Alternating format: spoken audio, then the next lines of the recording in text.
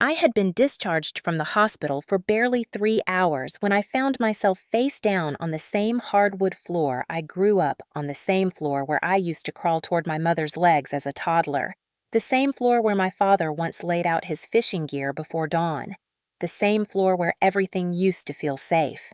Now it was the place where my stepfather's fist had just driven me like a nail being hammered into wood. People say coming home after a long time should bring comfort. Maybe nostalgia, maybe a sense of belonging. But as I stepped out of the rideshare and stood at the edge of the walkway leading to my mother's porch, all I felt was an old, heavy dread settling into my bones. Not the lingering ache from my fractured ribs, not the stiffness in my jaw where the bruise still hid under foundation, not the last traces of sedation from the hospital. Something colder, something older, something that had been waiting for me.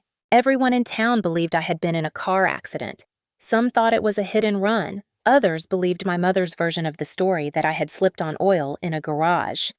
The nurses and social worker accepted my silence as consent to whatever explanation was offered. But deep down, I knew those lies had locked me into a cage, and walking back into this house meant stepping into that cage again. The truth was simpler and uglier than any rumor. I had not fallen. I had not crashed.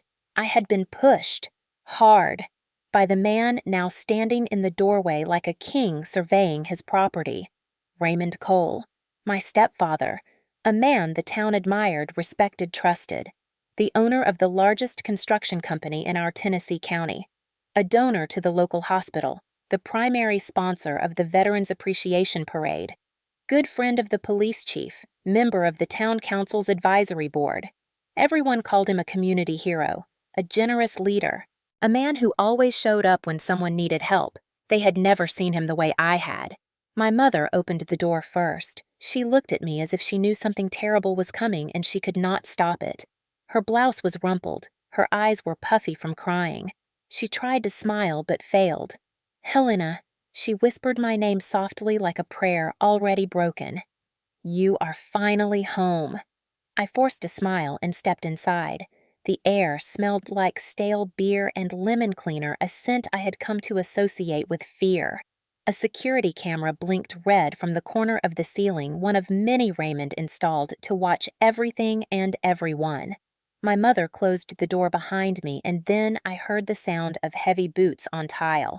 Raymond appeared from the hallway with a slow, deliberate swagger, the kind he saved for moments when he wanted to display dominance without saying a word.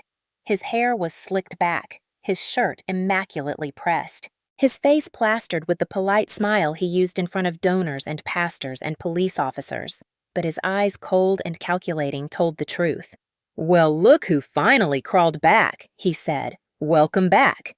The words had barely left his mouth when he stepped toward me fast and precise, and drove his fist exactly into the part of my rib cage where the bone had not fully healed. Pain exploded through my side like lightning. My knees buckled, my vision pulsed white. I hit the floor with a sharp thud that rattled through my skull. My mother gasped and lurched forward, then stopped as if pulled by invisible chains. "Ray, please," she begged, clutching her hands together until her fingers trembled. She glanced at the blinking security camera. "Ray, stop. People can see you." Raymond did not even bother to look at her. "Let them," he said calmly. "Everyone in this town knows who pays their bills." That was his favorite truth, one he never hid from us. Raymond funded half the town, and half the town thanked him for it. I stayed on the floor, pressing my hand to my ribs, trying to inhale without wincing. But instead of fear, a strange clarity settled over me like the quiet before a storm. As an army medic, I had run toward the injured under gunfire. I had patched bleeding soldiers in sandstorms. I had held the hands of dying men who could not speak their last words. Pain was not new to me, but this pain, inflicted by someone who should have been family, carried a different weight. Raymond crouched slightly, just enough for me to see the smirk on his face. "Do not forget, this is my house now, soldier." He spit the last word like a curse. To a crowd of townspeople, he was a patriot. To me, he was a man who despised that I had earned a uniform he could never fill. I looked up at him, not flinching, not retreating, letting the silence stretch between us like a fuse waiting for fire. My mother whispered my name again, but her voice sounded far away. Outside, a car passed by. Wind chimes clinked softly on the porch. Somewhere a dog barked. The world continued as if nothing had happened, but something inside me shifted. A subtle but irreversible shift. I tasted blood in my mouth, metallic and warm. I tasted something else too. Resolve. That was the moment everything crystallized, the moment when the fear that had followed me for years finally loosened its grip. As I pressed my palm against the aching bruise blooming under my jacket, one thought rose above the pain with sharp, undeniable clarity. I decided. People often assume that someone who wears a uniform, someone trained to treat wounds in war zones, someone who has stood ankle-deep in desert sand while artillery shook the earth must come from a strong home, a steady home, a place that teaches discipline and loyalty and purpose. That was not my story. My life split into two timelines the day my father died. Before that day, I was a Tennessee girl with scraped knees and a father who smelled like cedar and gasoline from his fishing boat, a quiet man who taught me how to tie knots, how to read river currents, how to fix whatever broke around the house. He used to say that a good home is built on patience and love, never fear. When he died in a highway accident on a rain-drenched morning, something fundamental cracked inside my mother, and something inside me learned how fast safety could vanish. I was 10 years old when she remarried. Raymond Cole arrived like a promise, a tall man with expensive boots, broad shoulders, an easy laugh, and a wallet thick enough to pay off debts my mother would never admit she had. He wooed her with dinners at places I had never seen before, with gifts wrapped in shiny paper, with the reassurance that his money could give us both stability. People in town adored him. They said my mother was lucky that I was lucky, that we should be grateful a man like him stepped in when we needed him. I never liked the way he looked at me, though, the way he measured me with his eyes, like he was deciding whether I was worth the trouble. It did not take long for the mask to slip. After the wedding, his rules came: no talking back, no questioning his choices, no contradicting him in front of anyone. He determined what groceries were bought, which bills got paid, how the house was organized. He insisted the neighbors call him the man of the house. And slowly, my mother stopped making decisions entirely. At 14, I learned how small a girl can feel inside her own home. I also learned how to keep quiet to survive. When I turned 18, I enlisted in the Army. I thought the distance would free me. I thought discipline, structure, purpose would give me a new identity, one not defined by the walls of that house. In basic training, I found out I had a talent for calm under pressure, for focusing on the wounded while chaos exploded around us, for stabilizing broken bodies with my hands even when my heart was shaking. Becoming an Army medic felt like reclaiming something that had been stolen from me. In the field, soldiers trusted me. Their lives depended on my judgment. They called me Doc Ward, a nickname that meant more to me than any last name I had inherited. But even then, even overseas, Raymond's voice dragged across my thoughts. He used to sneer whenever I wore my uniform on visits home. "Soldier looks cute on you," he would say. "Mascot of the government." He mocked the medals I earned. He mocked the respect other people gave me. He hated that strangers admired me for something he could not control, something he had no part in creating. I avoided going home whenever possible. Holidays, reunions, family gatherings, all of it became excuses for Raymond to tear me down in ways he could call harmless jokes. And my mother always standing behind him, always smoothing her skirt, always whispering, "He doesn't mean it, Helena. He's under stress." Stress. That word became the bandage she used to cover every bruise he left on the walls, on her dignity, eventually on me. The town never saw the cracks behind their golden boy. They only saw the donations, the construction projects, the charity galas, the way he tipped large at church fundraisers. People love a hero when he spends money. People forgive anything when someone funds the local playground. Meanwhile, I grew into someone capable, calm, strong, but with a weak spot shaped like home. I wanted my mother to leave him. I wanted her to see what I saw. But every time I visited, I saw it in her eyes. Dependence fear, exhaustion, denial. She was trapped in a life built for her, but never meant for her. And then came the night everything changed. The night that led to the hospital and the lie and the silence. The night when Raymond, drunk on whiskey and control, reminded me that no matter how much combat experience I had, no matter how many lives I had saved in this house, I was still the girl he could hurt without consequence. Lying on that floor during his welcome back greeting, staring up at the man who claimed the whole town would always choose him over me, I finally understood something I should have known years earlier. My life had been built to serve. My home had been built to break me, and now the house had done its job. But the soldier in me refused to stay broken. People like to imagine that violence announces itself with screaming or shattering glass or some cinematic sign that the worst is coming. But the night I almost died began with something so deceptively ordinary that even now, when I replay it in my mind, it feels unreal. It began with my mother cooking dinner. I had flown in on short notice from Fort Campbell after a grueling rotation with my unit. I had been home for less than 4 hours, trying to ignore the heaviness that always settled inside me whenever I stepped through that door. The house had been unusually quiet. My mother moved around to the kitchen like a ghost stirring a pot of stew, glancing nervously over her shoulder every few seconds. The tension in the air felt brittle, like a wire pulled so tight it could snap at any moment. I remember asking her if she was all right. She said yes too quickly, her voice brittle. I should have pressed her. I should have asked more questions. But years of swallowing my own fear had trained me to accept half-truths from her as complete answers. When the front door slammed open, the entire house flinched. Raymond had returned. I could smell the whiskey before I saw him, the heavy, unmistakable scent mixed with winter air and cigarette smoke. He stumbled a little as he walked in, but held himself upright enough to pass for sober, the way men like him learn to do after decades of drinking without consequence. He saw me at the kitchen table and froze. For a moment, something like confusion flashed in his eyes, as if he had forgotten I was home. Then his lips curled into that familiar sneer. "Look who crawled back to Mama," he said. No greeting, no nod, just resentment simmering beneath every syllable. I did not answer him. I had learned long ago that responding only fed his fire. He took that as an insult. I could see it in the way his eyes narrowed. My mother tried to interrupt the storm before it formed. "Ray, dinner is almost ready. Let me fix you a plate." He brushed past her with a shove so sharp she slammed into the countertop. Something rattled in the drawer beside her.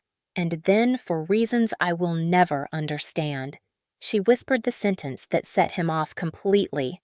"Helena helped me cook tonight." I saw it happen in stages, his jaw locking, his shoulders tightening, his breath hitching, the anger rising in him like a tide with no moon to control it. He turned on me slowly, his voice low and venomous. "Since when does a government dog get time off to play house?" he said. That was his favorite insult for my service. Government dog. Military mascot. Uniform princess. He never missed an opportunity to mock what he could not be. I stayed seated, refusing to give him the satisfaction of flinching. He stepped toward me. My mother reached for his arm. "Ray, please," she said, her voice cracking. "Do not do this tonight. We have company." He threw her hand off so violently she stumbled back against the stove. The pot of stew sloshed dangerously, almost spilling. And then he grabbed my collar. Before I could brace myself, he yanked me out of the chair so hard my back slammed into the cabinet door behind me. Pain shot up my spine. He was screaming something, words slurred, spit flying, the kind of drunk fury that no longer cared what was said, only that it hurt. I do not remember every line, but I remember this one. "You think you are better than me because you wear that patch, because they salute you, because men follow your orders. You are nothing in my house." My mother cried out his name again. He ignored her. He lashed out with the belt he had ripped from his waist. The metal buckle hit my shoulder first, then my upper arm, then my neck. Each strike was a burst of fire against skin already tender from training injuries. I shielded my face with my arms, a medic's instinct protecting vital areas first. But he kept swinging. He struck my ribs, my back, my jaw, my hip. I felt myself staggering, but tried to stay upright, tried to keep control, tried not to give him the satisfaction of watching me fall. Then he grabbed me again, this time by the hair. He dragged me toward the staircase.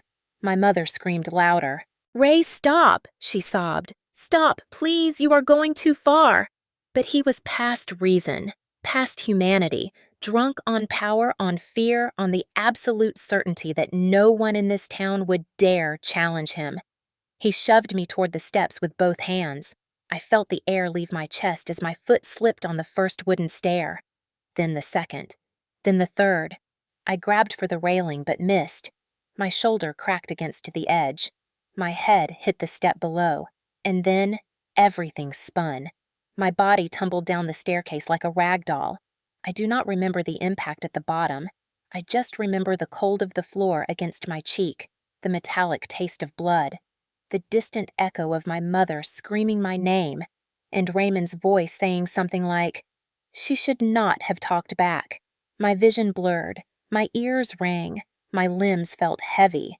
The world narrowed to a tunnel and then faded. When I woke again, I was staring at fluorescent lights, a hospital ceiling. The scent of antiseptic burned my nose. Pain pulsed through every part of me. A nurse leaned over me with gentle eyes. "Honey, can you hear me? Can you tell me what happened?" Before I could speak, my mother burst into the room with Raymond behind her. Her voice broke as she clutched my hand. "Helena, sweetheart, tell them it was an accident. You slipped in the garage. That is what happened." "Right," her eyes pleaded. Raymond stood tall, hands on his belt, the bruise on his knuckles already fading. He nodded as if he were the victim, as if comforting a daughter who simply fell. "It was a terrible accident," he said smoothly. "She hit her head on a tool shelf. She is lucky I found her." The nurse glanced between them and then back at me. Her expression changed. Suspicion, concern, a question unspoken. "Helena," she said softly, "if something else happened, you can tell me. You are safe here." Safe. The word felt foreign. I looked at my mother. Her eyes were full of terror. Not for me, but for what would happen if I told the truth. I closed my eyes. And in the single worst decision of my life, I whispered the lie that would nearly destroy me. It was an accident. The first thing I noticed after waking again was the beeping of the heart monitor, steady and gentle, like a reminder that I was still alive when I probably should not have been. The second thing I noticed was the pain pulsing through my body in waves so deep it felt like my bones were vibrating. The nurse adjusted my IV drip while watching me with the kind of cautious compassion only medical staff learn over years of seeing too much suffering. She asked if I needed water, if I was dizzy, if the light bothered me. But what I really wanted to ask was how long she had known this was not an accident, because her eyes said she did. They said a lot of things. She brought in the attending physician not long after. Dr. Keller. Mid-50s calm voice, steady hands, the kind of doctor who had seen enough domestic violence cases to recognize patterns before x-rays even came back. He studied me the way investigators study a crime scene. A cracked rib that did not match a single-point fall. Bruises in various stages of healing. A head injury consistent with blunt force trauma. He kept his expression neutral, but I knew he was cataloging every detail. He pulled up a chair beside the bed. "Helena," he said, his tone gentle but firm, "your injuries do not line up with the story you told us." I said nothing. He leaned forward a little. "I have been a physician for 30 years. I know what an accident looks like. And I know what it does not look like." My mother stood in the corner of the room, twisting a tissue between her fingers, her face pale. Raymond was not there yet. He had stepped out to take a call from someone important enough to make him leave the room. Probably the police chief, or the hospital board, or one of the donors he used to keep his reputation polished. Dr. Keller continued, "If someone hurt you, we can help. We can bring in a social worker. We can ensure you are protected. We can begin a recording of your statement. This is a safe place." Safe. There was that word again. It echoed through the room but did not feel real. The fluorescent lights hummed overhead. The hallway outside carried the distant sound of squeaking shoes and intercom announcements. I felt like I was trapped underwater, hearing the world through muffled echoes. My mother finally stepped forward. She placed a shaky hand on my arm. "Sweetheart, you know how people talk in this town," she whispered. "If this gets out, Ray will lose everything. The business, his standing, our home. They will question me, too. They might even take me in for lying. Tears formed in her eyes. I cannot survive that, Helena. Please do not say anything. Please. The guilt hit me like a second injury. It settled in the hollow spaces of my chest where trust used to live. Dr. Keller watched her quietly. Then he looked back at me. Helena, he said, I am not asking what your mother wants. I am asking what happened to you. I swallowed hard. The truth pressed against my throat, begging to be spoken, but fear wrapped around it like a fist. I thought of Raymond's donors and his connections. I thought of the hospital wing with his name on it. I thought of the police chief who drank with him twice a week. I thought of the way the entire town treated him like their personal savior. And I thought of my mother's trembling voice telling me she would lose everything. The truth felt impossible. Even here. Even now. So I did what victims do far more often than the world likes to admit. I lied. Again. I said it was an accident. My mother exhaled in relief so sharp it felt like a slap. Keller looked at me. Not disappointed, not angry, just quietly heartbroken in the way only medical professionals grow to understand. He wrote something down on my chart. Then he set the paper aside. Helena, he said carefully, if you ever decide you want to talk or if you ever feel unsafe, you can come back here. Day or night. No appointment, no questions. We will help you. His eyes were steady and full of something I had not felt in months. Safety that was not conditional. The nurse helped me sit up. My body felt like it had been rebuilt from pain. When the door opened again, Raymond walked in with the confidence of a man entering a boardroom he already owned. He offered the doctor a handshake he did not take. He offered the nurse a friendly nod she did not return. Then he stood beside my bed with his hands in his pockets like a man visiting a mildly injured acquaintance. Tough break, kid, he said with mock sympathy. Clumsy accident like that could happen to anyone, doctor. Keller stepped between us just enough to make a statement. I will finalize her discharge plans, he said curtly. But not today. She stays for observation. Raymond's jaw tightened. I could tell he did not like the pushback, but even he knew not to challenge a doctor outright. Not yet. After they left the room, the nurse leaned close to me. Her voice was just above a whisper. If you need to leave safely, we can help arrange that, she said. You do not have to go home with him. The words struck something inside me. A spark, an option I had never considered. But then I looked at my mother sitting in the chair across the room, staring at the floor, like a child caught doing something wrong. She needed me. Or I thought she did. I nodded politely to the nurse, but did not answer her offer. She sighed, knowing the decision was already made. When the hospital discharged me weeks later, I carried more than painkillers and discharge papers. I carried silence. Heavy, suffocating, dangerous. The type of silence that keeps wounds from healing, and the type that makes violence inevitable. The day I was discharged from the hospital felt colder than it should have. Tennessee winters were mild. Nothing compared to the frozen nights I had worked through overseas. But as I stood outside the hospital entrance with my duffel bag slung over my good shoulder, I felt a chill that had nothing to do with weather. It was the kind of cold that seeped in from dread, from knowing that the place you are returning to is not a home, but a battleground. My mother insisted on picking me up, though she arrived in Raymond's truck rather than her own car because he had taken her keys months ago to keep her organized. She smiled at me through the passenger window, a smile stretched too thin to hide the fear behind it. When I climbed into the seat beside her, she reached over and squeezed my hand. The gesture was gentle, but her palm was cold. "It is good you are coming back," she whispered. "We will just take it one day at a time. Things will be calm." Calm. She said it like a wish, not a reality. We did not speak much on the drive. She kept glancing at the clock on the dashboard like a child afraid of being late for curfew. I knew why. Raymond expected reports, where she was, what she was doing, who she was with. A grown woman living under surveillance that pretended to be care. My ribs throbbed with each bump in the road. My neck twinged when the truck braked. My mother apologized for every pothole as if she controlled the asphalt. But the pain inside me, the part of me that remembered falling down the stairs, remembered the sound of Raymond's voice telling me I was nothing in his house that was worse. When we pulled into the driveway, the house looked different, not in its structure, but in the way it felt. A sense of possession hung over it, a quiet dominance that told me something inside had shifted even further while I had been gone. The porch railing that my father built had been repainted gray, covering the carved initials he had once etched for me when I was little. The wreath on the door was new, corporate-looking, not my mother's style, and beside the front window, a new security camera blinked. I counted 3 more before we even walked inside. My mother fumbled with the keys, hands trembling. When she opened the door, the smell hit me first. Lemon cleaner rubbing alcohol and something metallic beneath it. Not blood. Something else. Control has a scent. The entryway was spotless.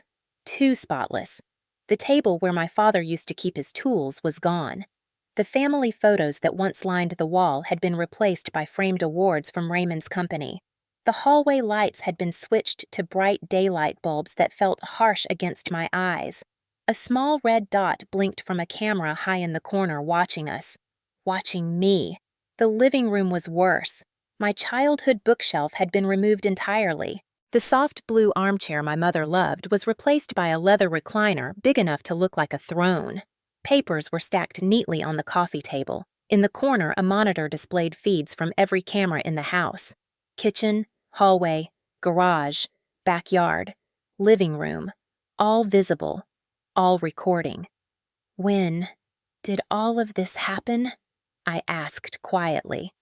My mother's lips parted, then closed, then parted again. Ray likes to feel secure, she said. He worries about break-ins.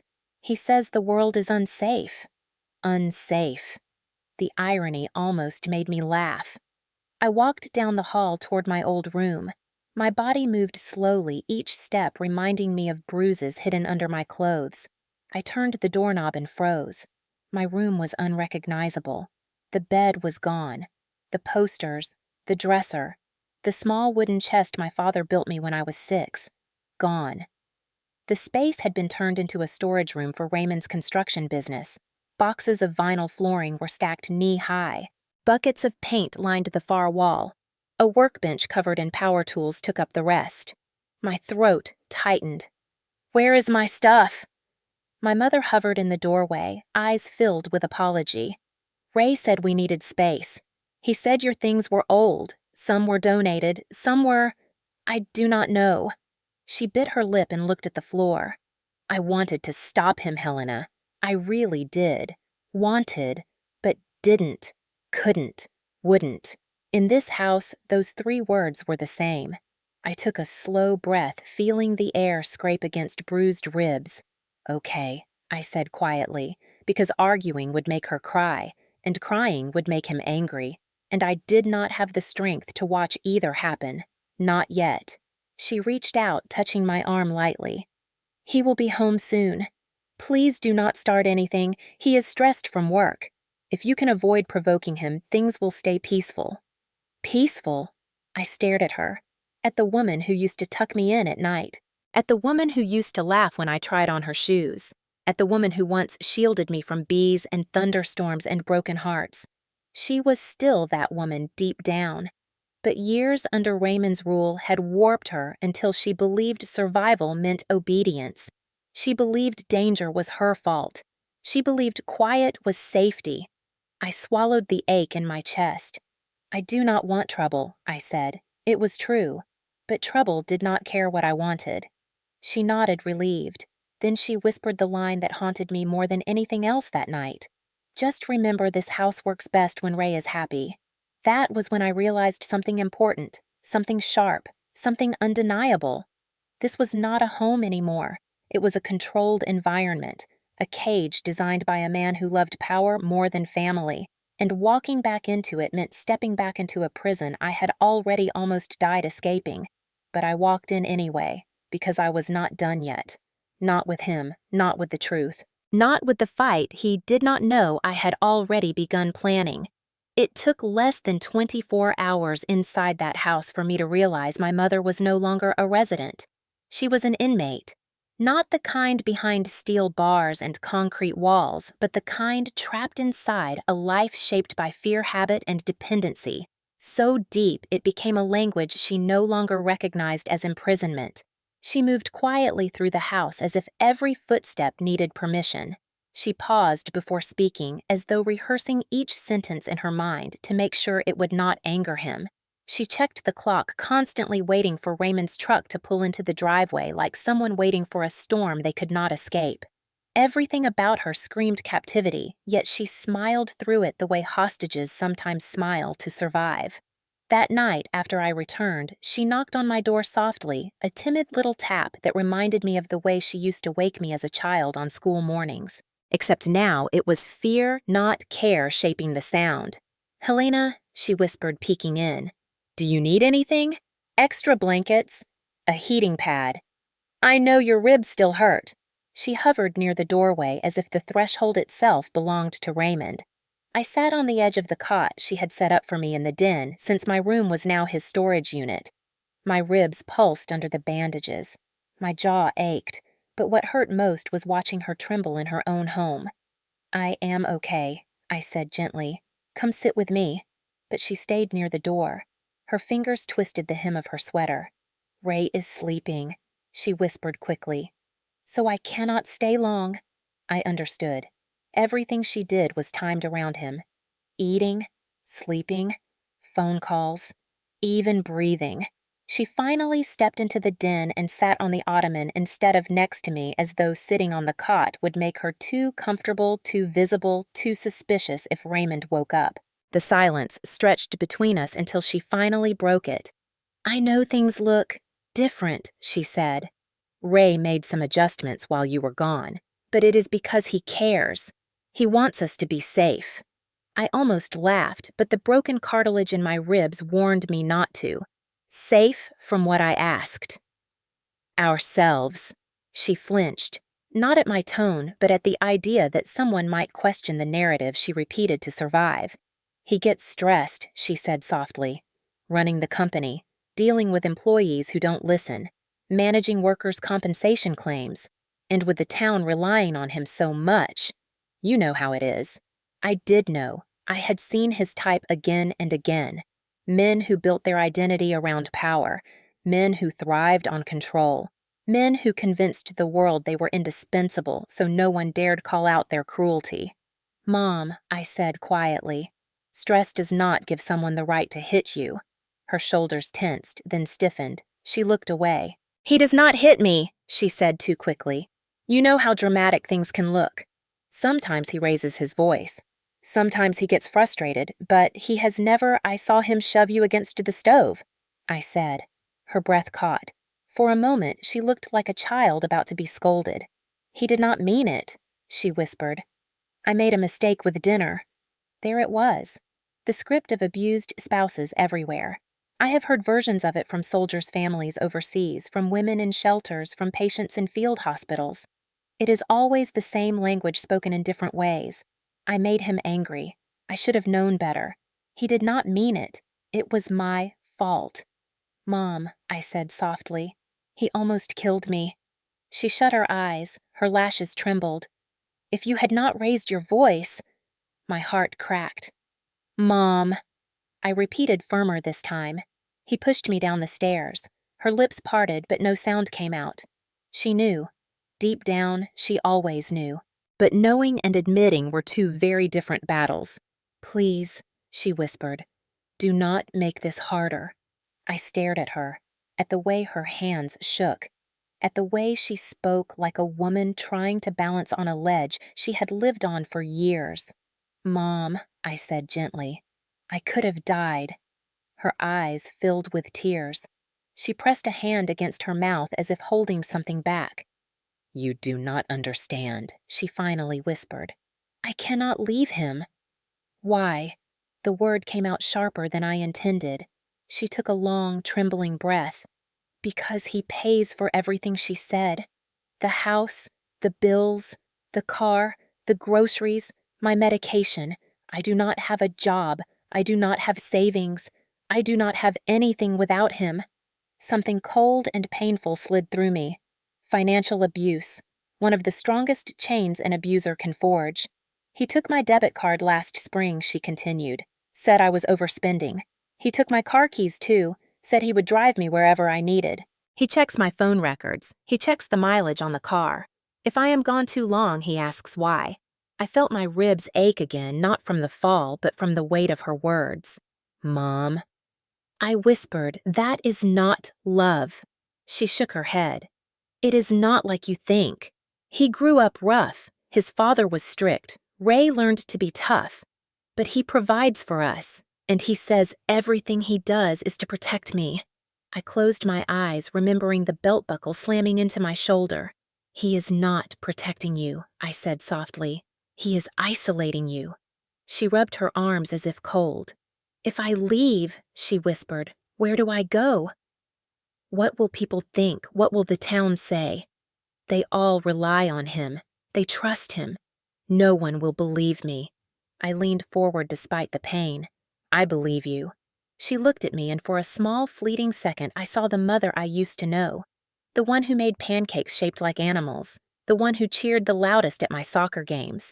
The one who whispered bedtime stories when thunderstorms shook the roof. Then her expression closed again. The cage settled back around her. Ray will be home soon, she said, quickly standing. You should rest. Do not make him upset tonight. Please. She left the room with hurried footsteps. The door clicked softly behind her. And for the first time, I truly understood. My mother was not staying because she loved him. She was staying because he had convinced her she had nowhere else to go. She was not just scared of him. She was dependent on him. Completely. Absolutely. Fatally. And that meant if I did not do something the next time he snapped, one of us would not survive. The next morning started quietly, the kind of deceptive quiet that settles over a house right before something breaks. Sunlight filtered through the blinds in thin lines, striping the den floor like prison bars. I woke slowly, my ribs aching with each breath, my muscles stiff from sleeping on a cot that barely supported my weight. My mother had left a cup of tea on a small tray beside me. The steam had gone cold. That meant she had placed it there hours ago, probably before sunrise, before Raymond woke. A small gesture of love smothered by fear. I dressed carefully, wincing every time cloth brushed a bruise. As I moved through the hallway, I noticed something new. One of the cameras had been repositioned overnight, angled lower, aimed directly at the den where I slept. Raymond had not trusted even my unconscious body to exist outside his surveillance. When I reached the kitchen, my mother was standing at the stove, scrambling eggs, her shoulders tight, her motions robotic. She was already dressed, hair fixed neatly, makeup done in a way I had not seen in years. It was the kind of makeup she wore when she wanted to hide something. Or someone. Morning, I said. She forced a smile. Morning, sweetheart. Before I could say anything else, the garage door rumbled open. My mother stiffened. He is home early, she whispered. Early meant danger. Early meant he had woken up angry or suspicious, or simply bored enough to make someone pay for it. Raymond walked in wearing his work boots and a smug expression that told me he had already decided how the morning would go. He glanced at me as if I were an inconvenience he had forgotten existed. Then he noticed something on the counter. My medal case, the one I had tucked inside my duffel bag hidden under folded uniforms. A cold dread slid through me. I had not taken the medals out. I had not placed them there. My mother stood frozen, eyes wide. Raymond picked up the case, turning it over in his hands. Bronze Star, Combat Medical Badge, a service ribbon. Medals I had earned through sweat and blood and nights spent stitching wounds under fire. Medals that meant everything to me. He flicked the clasp open. Cute, he said. Shiny trinkets. My stomach knotted. Put them down. He raised his eyebrows like he was amused that I believed I had any authority in this house. You know, he said casually, I always wondered why people make such a fuss about these. He lifted the bronze star between two fingers. Doesn't look like much to me. Ray, my mother whispered. Please. He ignored her. You think wearing this makes you important, makes you special? His voice hardened. You think it gives you the right to walk in here and act like you matter." I stepped closer, pain shooting through my ribs. "Give them back." He smirked. "Make me." I reached for the medal. He jerked his hand away. "You know what these are worth?" he asked mockingly.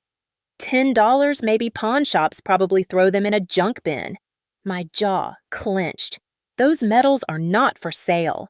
"Everything is for sale," he said, "especially the things weak people cling to."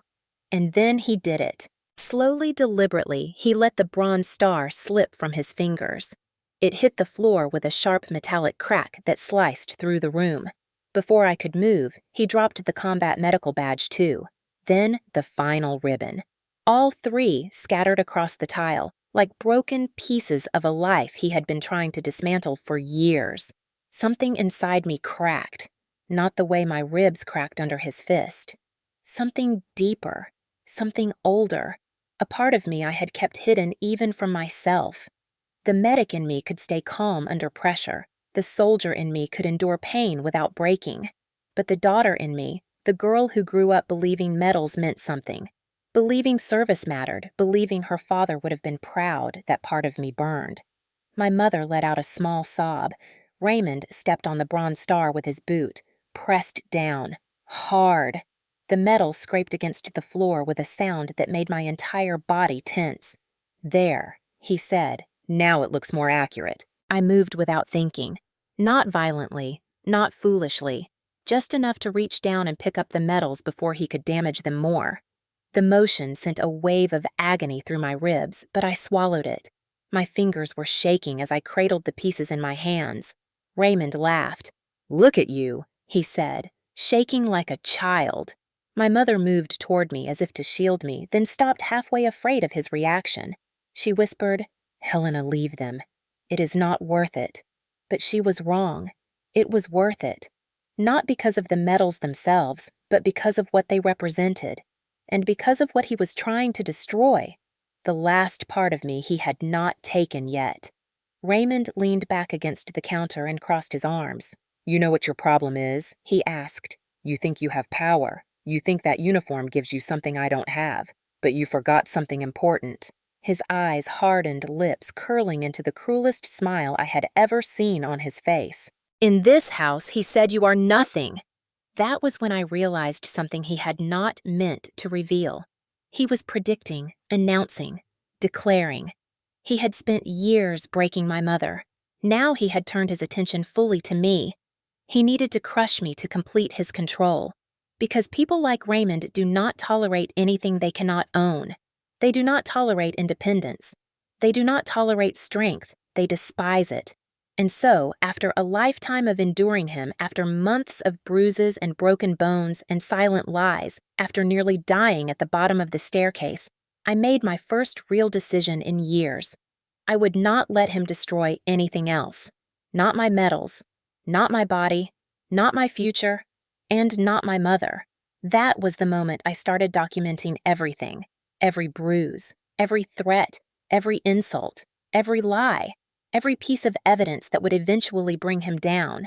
He thought stepping on my bronze star would show me I was nothing, but all he did was remind me of who I had become. A soldier who survived what should have killed her, a medic who knew how to assess damage and treat it, and a daughter who finally understood that some battles are not fought overseas. Some are fought in kitchens, in hallways, in silence, and mine had just begun. For the rest of that morning, I moved through the house like a medic assessing a battlefield, noting exits, blind spots, and opportunities hidden beneath the chaos. Raymond believed he had crushed me by stomping on my medals.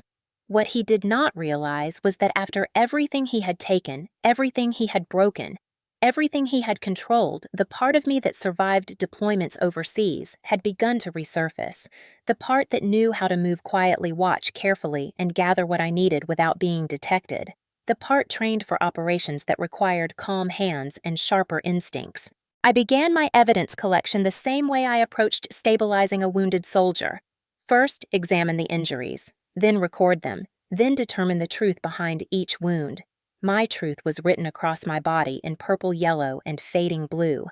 That afternoon, while Raymond left for a meeting with the county zoning board and my mother busied herself scrubbing the kitchen until her hands reddened, I locked myself in the bathroom under the pretense of showering.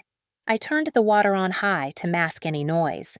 Then I took out the small disposable phone the hospital social worker had slipped into my discharge bag with a whispered, "Just in case." I had not used it then, but now I needed it.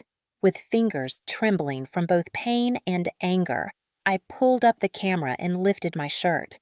The screen revealed bruises along my ribs in colors that did not lie. Finger-shaped marks on my arms, a band of darkened skin across my shoulder where the belt buckle had struck, a faint outline on my jaw. I photographed everything, every angle, every wound, every sign of impact inconsistent with a simple fall. I held my breath while capturing each shot not because of pain, but because some part of me still expected Raymond to kick down the door at any moment, demanding to know why I was doing anything he had not approved. Once the photos were saved, I emailed them to an encrypted folder I created minutes earlier. Then I deleted the browsing history. I deleted the email logs. I deleted the photos from the phone's gallery. I cleaned the digital trail the same way I cleaned wounds in the field, methodically, quietly, without hesitation. Evidence step 1 was done. Step 2 required something more dangerous. Audio proof. Raymond loved to talk when he was drunk. He loved to brag when he felt untouchable. And he felt untouchable in this town. That meant opportunities for confession were everywhere. I waited until he returned home that night. The moment he stepped through the door, I recognized the smell on him. Whiskey, anger, superiority. My mother rushed to hang his coat as always, like an obedient reflex. He walked past her without acknowledgement, his boots tracking dirt onto the spotless tile she had spent hours cleaning. He turned on the television, tossed back another drink, and began complaining about a contractor who dared to question his instructions.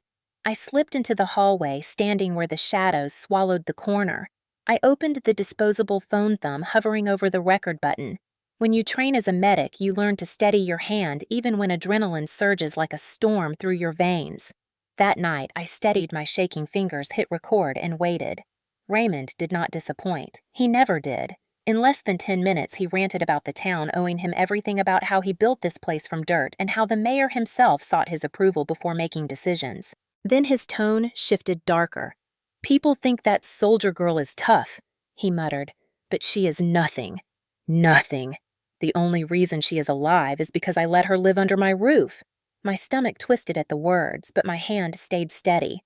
"If she ever tries to turn on me," he continued, slurring slightly, "this whole town will take my side. They owe me that." It was not a confession of violence yet, but it was a confession of power. And power was its own kind of ammunition. I recorded for almost 20 minutes, standing still despite the throbbing in my ribs. When he finally stomped toward the back porch to smoke, I retreated to the bedroom I used as a temporary space and saved the audio file to the same encrypted folder as the photos. Evidence step 2 complete. The next day brought step 3, documentation. Every bill Raymond controlled, every account my mother could not access, every phone call he monitored, every time he used money as a weapon disguised as support. I needed proof not only of physical abuse, but financial and psychological abuse too. Because men like Raymond did not operate through fists alone. They operated through fear wrapped in favors. He had turned dependence into a leash, and the law recognized that kind of control if you could prove it.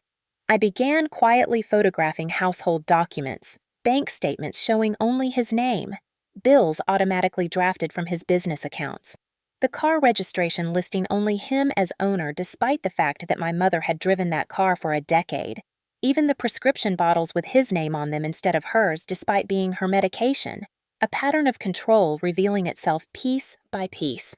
When I heard Raymond's truck in the driveway that afternoon, I hid the phone inside my boot, something no one except a soldier would think to check, then headed to the kitchen before he noticed my absence. The camera above the doorway blinked. Watching. Always watching. But cameras record actions, not intentions. And my intentions were becoming clearer by the minute. Later that night, after Raymond passed out in his recliner drunk and snoring, my mother whispered to me from the hallway, "What are you doing every time you disappear?" she asked, her voice soft and afraid. I held her gaze, my heart heavy. Trying to save us, I said quietly. She shook her head, panic tightening her features. No, Helena, no. Do not provoke him. He will find out. He always finds out. Not this time, I said. She stared at me like she wanted to believe it, but had forgotten how belief worked. I watched her retreat again, swallowed whole by fear. And as I stood alone in that hallway, bruises throbbing beneath my shirt, the truth settled into place with the clarity of battlefield strategy. Raymond had built his fortress on fear, reputation, money, and silence. My job was simple document everything until his fortress collapsed from the inside, brick by brick, word by word, wound by wound. In a small Tennessee town, people learn to see what they want to see and ignore everything else.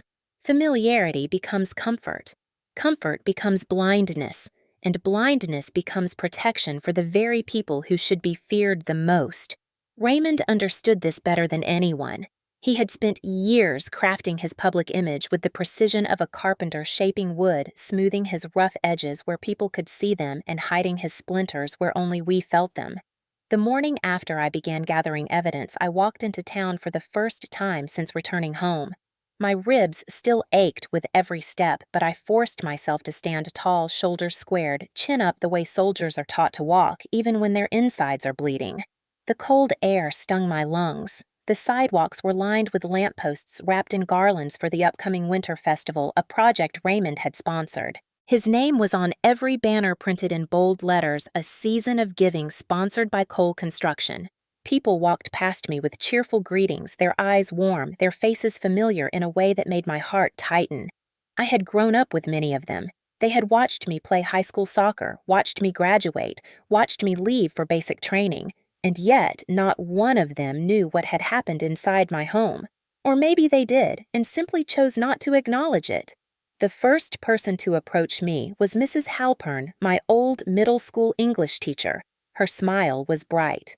"Helena, dear, welcome home," she exclaimed, pulling me into a gentle hug that made me bite back a gasp of pain. "We heard about your accident. It must have been terrible." "How are you feeling, accident?" The word felt like rust in my mouth. "Recovering," I said, managing a small nod, taking it slow. She touched my arm sympathetically. "Your stepfather told us what happened. Thank heavens he found you when he did. It is a blessing to have a man like him looking out for your family." My stomach tightened. I murmured something polite and excused myself, walking further down the street. Everywhere I turned, someone else had something to say. That Raymond is such a stand-up guy. He helped repair Old Man Parker's roof for free. He donated new bleachers to the high school. He paid for Missy's daughter's surgery. With every compliment, every praise, every mention of his generosity, I felt my ribs ache a little deeper. Not from the injuries, though, those were bad enough, but from the knowledge that Raymond's influence stretched deeper than fear. It stretched into gratitude, debt, reliance. And people defend the person they believe saved them long before they defend the person they barely know, even if that person is their neighbor's daughter. I stopped by the local grocery store for a few basics things I could pay for with my own money since I refused to use his. The cashier, a teenage boy wearing a football jacket, scanned my items and said, "Heard you slipped in the garage." "That sucks. Mr. Cole said he is fixing it up so nothing like that happens again." "He is a real hero, huh?" Hero. That word burned. As I walked back toward the house, I passed the community center where a banner hung across the entrance, Cole Family Holiday Food Drive. A small crowd stood outside, helping unload boxes of canned goods from Raymond's truck.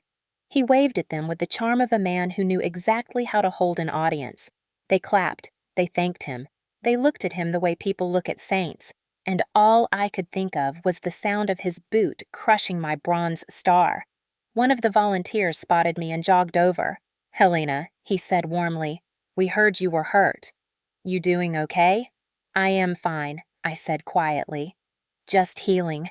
He nodded with genuine sympathy. "Your stepdad said he felt terrible about what happened to you. Said he is doing his best to keep your mom calm and take care of you both. He has been a rock through all this." A rock.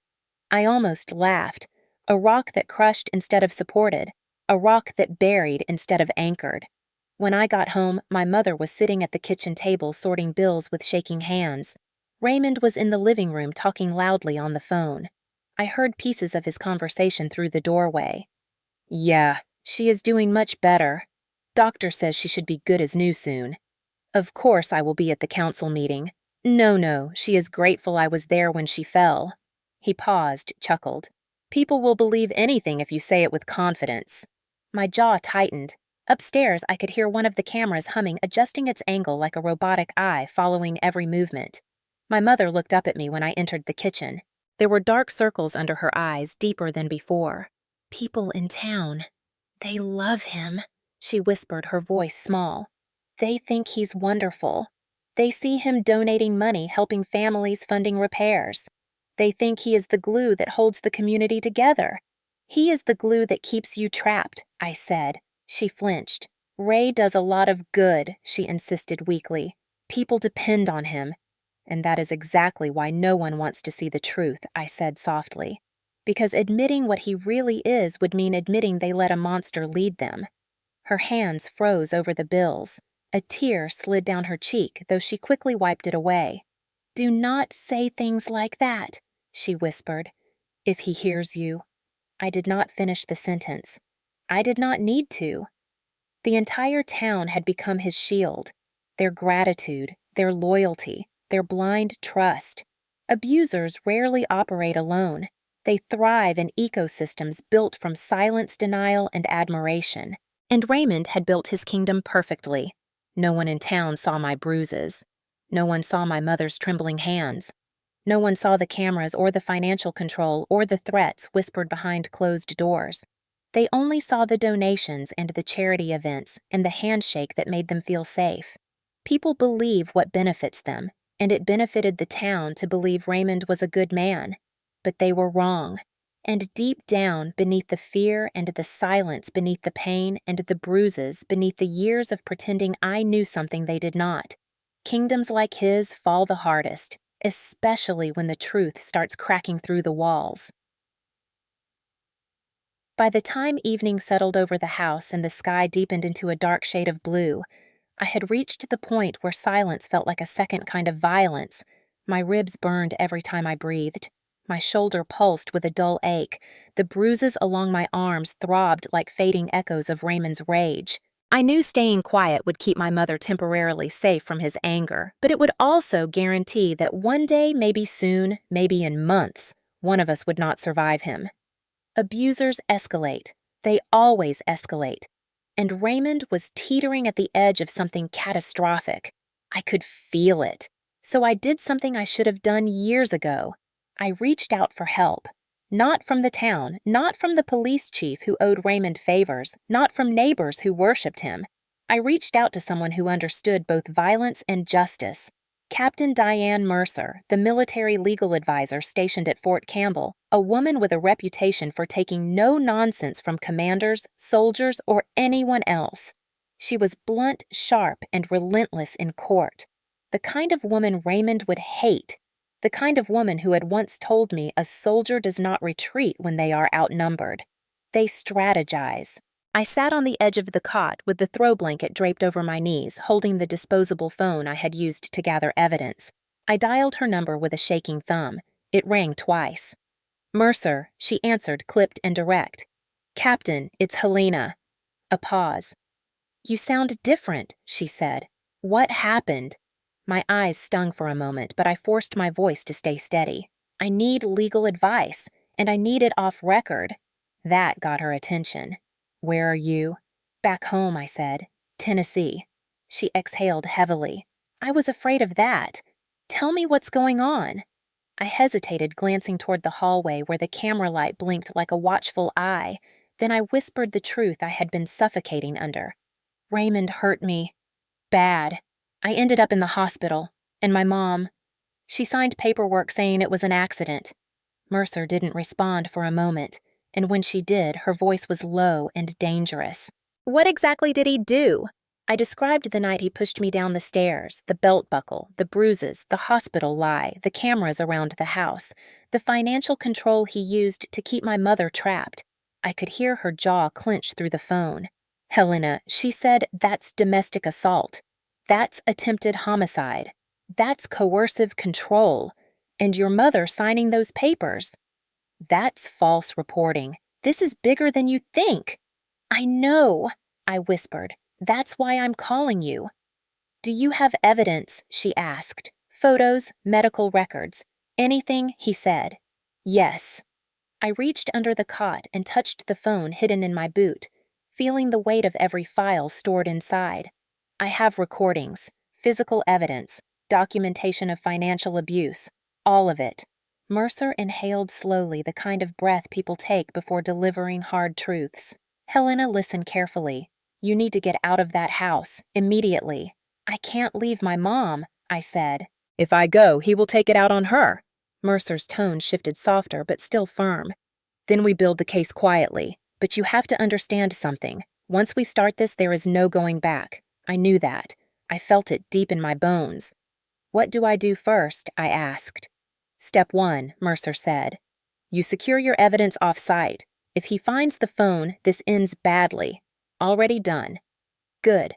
Step 2, she continued. You need a civilian attorney in the county who is not under Raymond's thumb. Someone with a spine. Do you know anyone I know? Someone who knows someone. She said, I will make a few calls, but Helena, you need to be prepared. Raymond's influence in that town is strong. People like him don't go down quietly. They go down swinging. A bitter laugh escaped my throat. He already swings, I said. This time I want the law swinging back. Good, she said. That's the soldier in you talking. Now listen, what you are dealing with is called coercive control. It is recognized under Tennessee law, but only if you can prove patterns. I have patterns, I said. Years of them. Then we use them, Mercer replied. You will need a statement, a timeline, documentation of every medical visit, every lie, every financial restriction. I can start tonight. No, she said sharply. Not in that house. Not while he is awake. Not while you are being watched. You write nothing down until you are off the property, or until you can do it somewhere he never checks. My gaze drifted toward the old shed in the backyard, the one Raymond never used, the one with the broken lock, the one with no cameras pointed at it. I know a place, I said quietly. Good, she replied. Now one more thing. If at any point you believe you are in immediate danger, you call me, or you call military police, or you call 911. You are not alone in this. My throat tightened. Thank you. Do not thank me yet, she said. This is going to get worse before it gets better. Men like Raymond always fight hardest right before the fall. I hung up just as I heard Raymond's footsteps coming down the hallway. Heavy, slow, purposeful. I slipped the phone under the blanket and pulled out a paperback novel, pretending to read. He stopped in the doorway. What are you doing? He asked. Resting, I said neutrally. He stared at me for a long moment, suspicion darkening his eyes. Then he grunted and walked toward the kitchen. When he disappeared, I exhaled shakily. I did not have weapons in this war, not the physical kind, but I had something better. Evidence, strategy, and someone on my side who knew how to use both. The first cracks in Raymond's kingdom had already formed. All I needed to do was widen them. For a few days after my call with Captain Mercer, I lived inside the house the way soldiers live in enemy territory, alert, calculating, waiting for the moment the next strike would land. Raymond sensed something was shifting, but he didn't know what. Not yet. He watched me more closely. He questioned every room I entered, every minute I spent alone, every time I stepped outside for air. The cameras followed me. The walls felt tighter. The air felt thinner. Each day I moved with careful precision, gathering documents when I could, slipping recordings into my encrypted storage, memorizing the pattern of his rage, the way medics memorize the rhythm of a failing pulse. Then came the night everything inside me broke beyond repair. It started quietly. Most violence does. My mother was cooking dinner pan-fried catfish, Raymond's favorite, though he never complimented her for it. The kitchen light flickered overhead, casting harsh shadows across her face. Her hands shook as she flipped the fish oil popping on her wrists. Raymond sat at the table reading the newspaper like a man expecting the world to revolve around his comfort. I stood by the doorway pretending to scroll on my phone while listening for any shift in his tone. It happened suddenly. One small mistake. My mother placed the catfish on his plate and he stared at it for half a second too long. His jaw tightened. "What is this?" he demanded. My mother froze. "Dinner," she said softly. "You used cornmeal." His voice sharpened. "You know I hate cornmeal batter." "Ray, I used the recipe you asked for." "No," he growled, shoving his chair back. "You used what you wanted." My mother trembled. "I can remake it." He slapped the plate across the table so hard it skidded fish landing on the floor. The noise echoed like a gunshot. And before I could take a single step, he grabbed a fistful of my mother's hair and yanked her backward. Her scream tore through the room. Something inside me snapped. I moved without thinking. Soldier instincts, medic training, daughter fury. "Let her go," I shouted, stepping between them. His hand released her only so he could turn his anger on me. I braced myself, but nothing could prepare me for the force of his next blow. His hand slammed into the back of my head, driving my skull straight into the corner of the kitchen cabinet.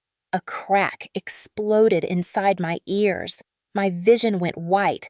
The floor lurched beneath me. I fell to my knees, palms slapping tile.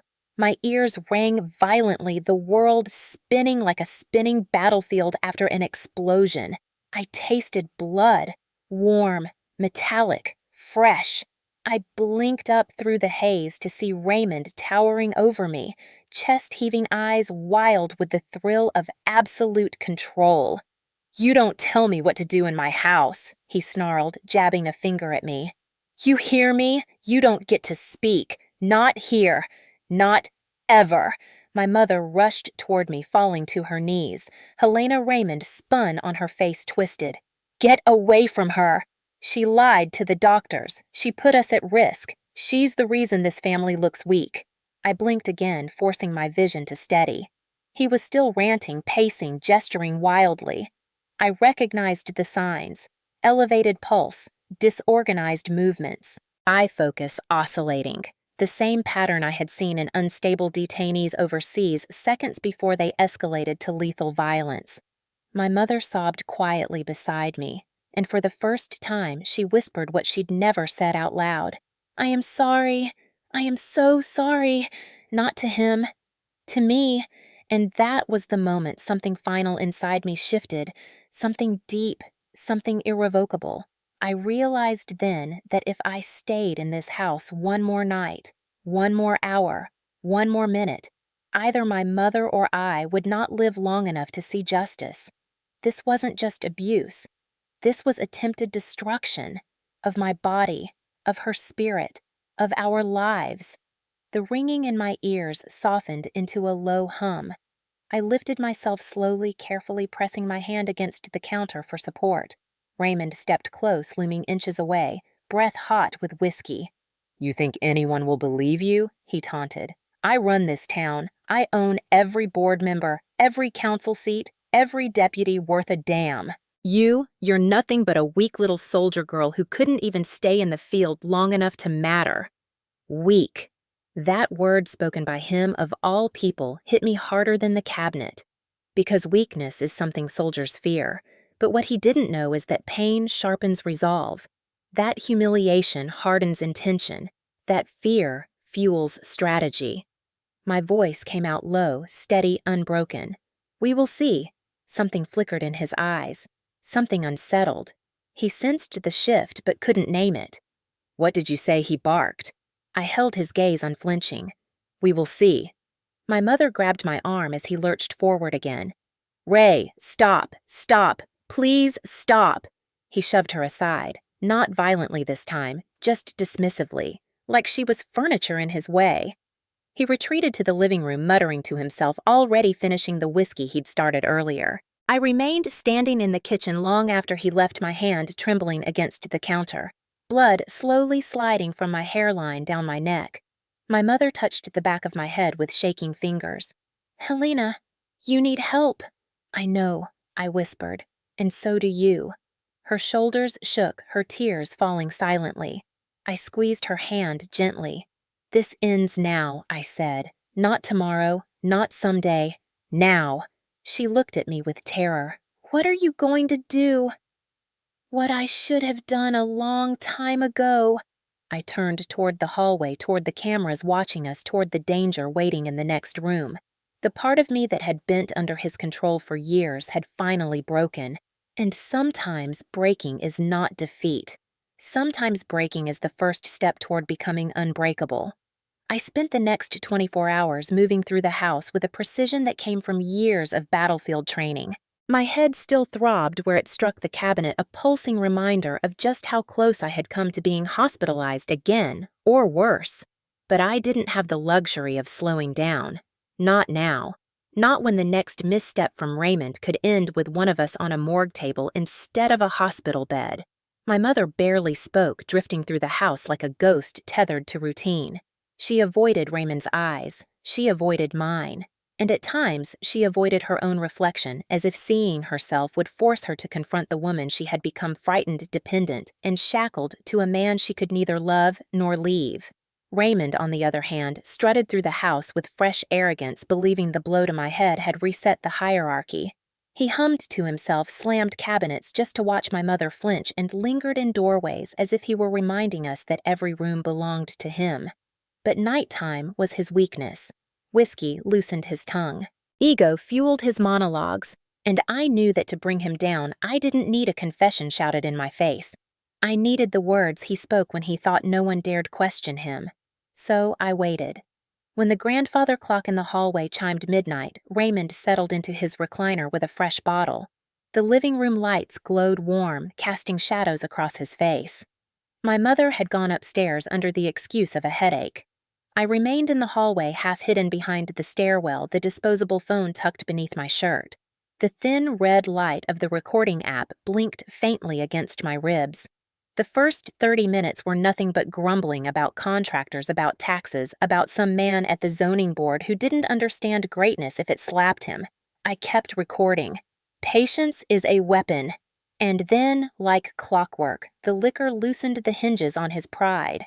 His voice thickened, deepened, slurred at the edges. He called someone one of his drinking buddies, a man named Troy who had the moral backbone of a rotted fence post. I heard the phone ring through the speaker. Then a voice answered, scratchy and half asleep. "Ray, it's late." "Shut up," Raymond said, laughing. "I gotta tell you something." I leaned a fraction closer. "You know Helena's back." "Yeah, heard she fell or something." "Fell," Raymond repeated with a sneer. "That's what they think." He paused for dramatic effect, as if savoring the secret. I pushed her. My breath froze. "What Troy asked? You serious?" Raymond laughed again, loud, unrestrained drunk. "Of course I'm serious." Girl stepped out of line. Thought she could tell me what to do in my own home. He took a swig. Glass clinked. So I taught her a lesson. I pressed my back harder against the wall, fighting to keep my breathing silent. "You're crazy, man," Troy said, but he didn't sound horrified, just amused. "She could have died." That was the point, Raymond muttered. My heart stopped. Not slowed. Stopped. "But I ain't stupid," he continued. "Told the hospital she hit a shelf. Evelyn backed me up. She knows better than to cross me." My hand trembled, but the phone remained steady against my ribs. "You really pushed a soldier down the stairs." Troy chuckled. "That takes guts." "Takes power," Raymond corrected proudly. "I run this house. I run this town. The sheriff owes me. The mayor owes me. Half the men on the board owe me." He leaned back, chair creaking beneath him. "Little girl won't say a word." "Why?" "Because she loves her mama," he said. "And if she talks, I'll make Evelyn pay for it." My stomach twisted. Even drunk, his strategy was calculated, rooted in cruelty. "Damn," Troy murmured. "What if she does talk?" Raymond scoffed. "She won't. But even if she tried, who would believe her? The town sees me donating money, building homes, paying for that church roof. They think I'm a damn saint." Arrogance grew in his voice like mold. And the best part, he continued. She's terrified of me. They both are. My teeth clenched. Not from fear, those days were gone.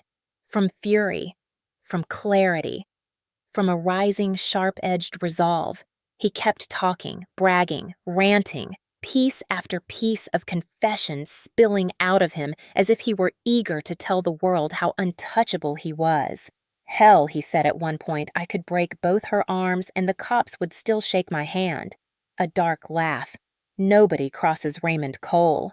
Troy laughed with him. Two men congratulating themselves over abuse like it was a sport.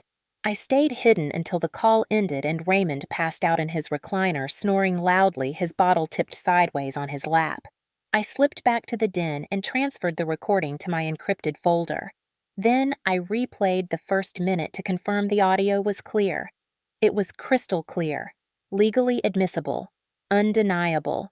He had confessed to the fall, to the intent, to controlling my mother, to manipulating the hospital, to owning the police, to believing he was above consequences.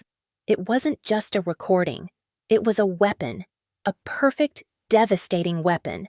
When I finally looked up, my mother was standing in the hallway, eyes red face, pale hands gripping the railing so hard her knuckles were white. She had heard the last part of the call, the part where Raymond bragged about breaking her spirit. I stepped toward her slowly. She didn't move, didn't speak, didn't blink. Then her mouth opened slightly. "Helena," she whispered, voice cracking. "He will kill us." I shook my head. Not anymore. How she breathed. I placed the phone gently into her trembling hands. She stared at it like it contained a bomb. In a way it did. Because I said softly, "I finally have proof. And I finally have help." She sank onto the bottom stair, tears spilling down her cheeks. "I should have stopped him." "You couldn't," I said. "He isolated you, controlled you. That's what men like him do." She bowed her head. "I'm so sorry." I knelt beside her, placing a hand on her shoulder. "Don't be sorry," I whispered. "Be ready." For the first time in years, she lifted her head, and I saw a flicker in her eyes. Something small, something fragile, something almost forgotten. Hope. And I knew with absolute certainty that the war Raymond thought he was winning was about to turn in our favor, because when abusers confess, they don't whisper, they roar, and I had captured every single word. By the time dawn pushed pale light through the blinds, I had barely slept, but exhaustion no longer felt like weakness. It felt like fuel. Raymond's perfect recording the confession he didn't know he had delivered straight into my hands pulsed like a heartbeat in the encrypted folder. It was the kind of evidence lawyers dream about, the kind abusers never imagine they'll be caught saying out loud. And now, it was mine. The next phase required precision. Every soldier knows that once intelligence is gathered, the mission shifts from reconnaissance to strategy, and building a case against Raymond Cole, a man who had spent years weaving himself into the bones of this small town, would require the kind of strategy I had trained for. I waited until Raymond left for work, slamming the door behind him, his boots pounding down the hallway like a victory drum. My mother and I stood in silence until we heard his truck engine fade into the distance. Only then did she release a long, trembling breath. "He will be back at 5, she whispered. "We have time," I replied. "Not much," she murmured. "Enough," I said. My first call was to Captain Mercer. She answered on the first ring. "Tell me you are safe," she said. "For now," I replied. "But I have something you need to hear." I played 30 seconds of the recording into the phone. 30 seconds was enough. Mercer exhaled sharply, the kind of sound soldiers make when they stumble across an unexploded device. "Helena, this is huge. I know.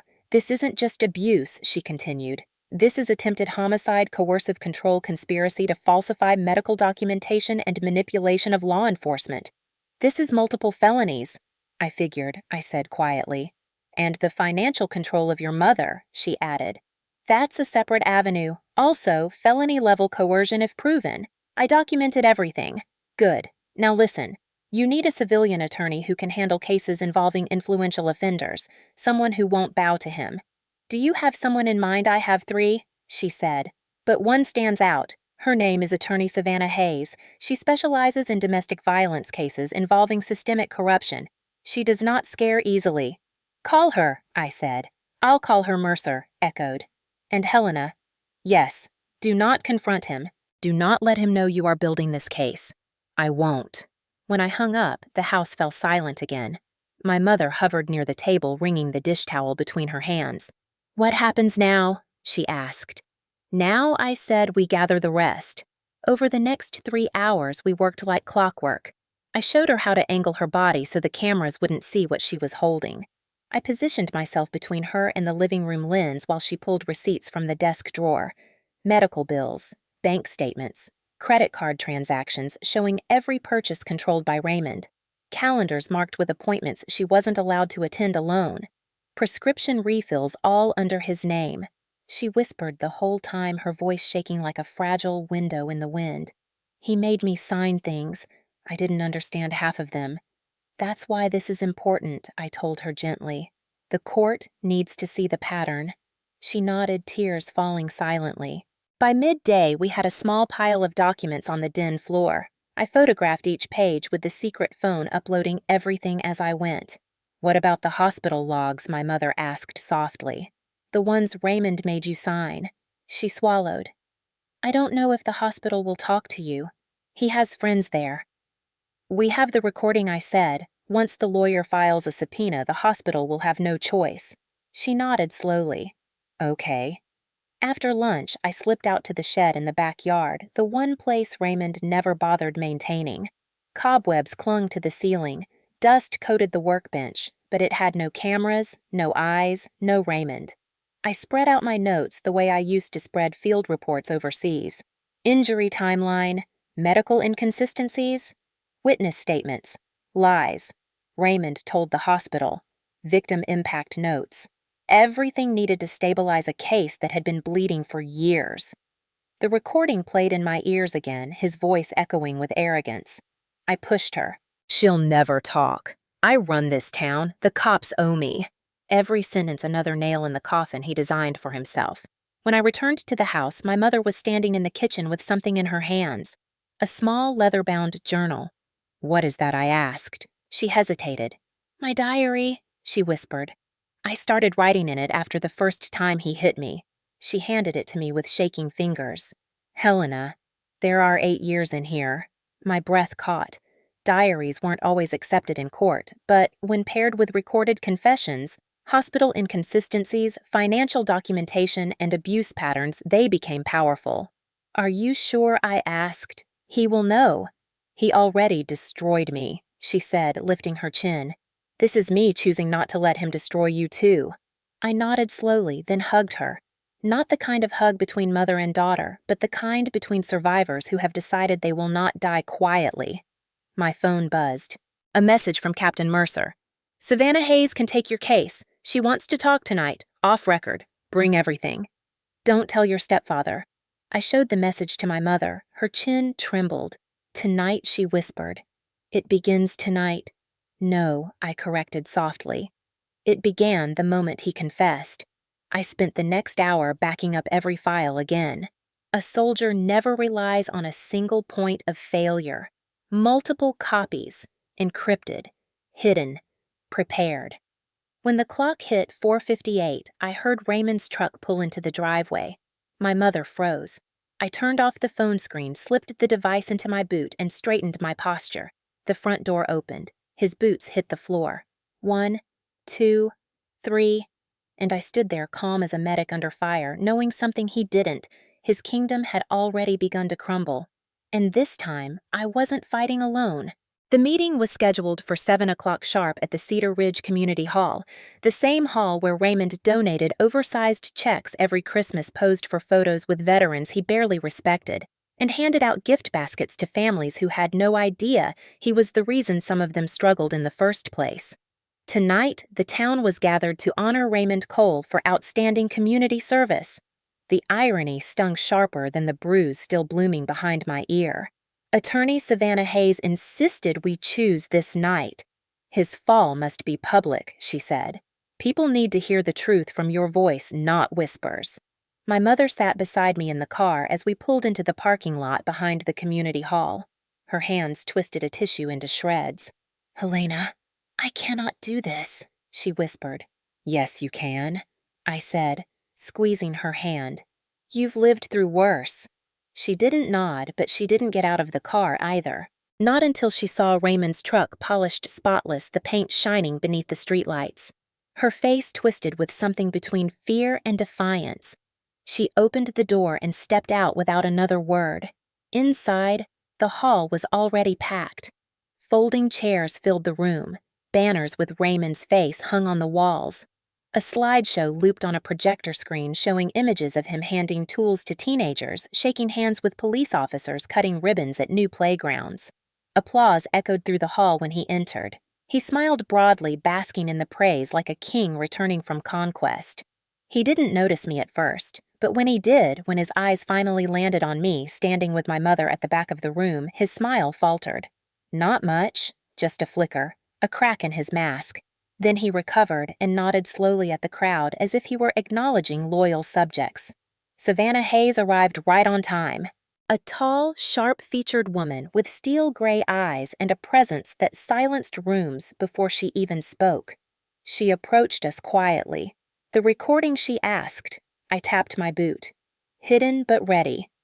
"Good," she said. "When I signal, you walk to the podium and press play. Do not hesitate." "What will he do?" my mother whispered. "Does it matter?" Savannah replied calmly. "He will be surrounded by witnesses. He cannot touch you here." A hush settled over the hall as Councilman Brewer stepped up to the microphone.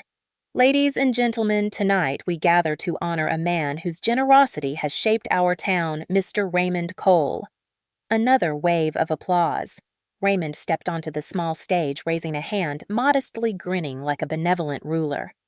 "Thank you," he began. "I'm honored." "Now," Savannah whispered.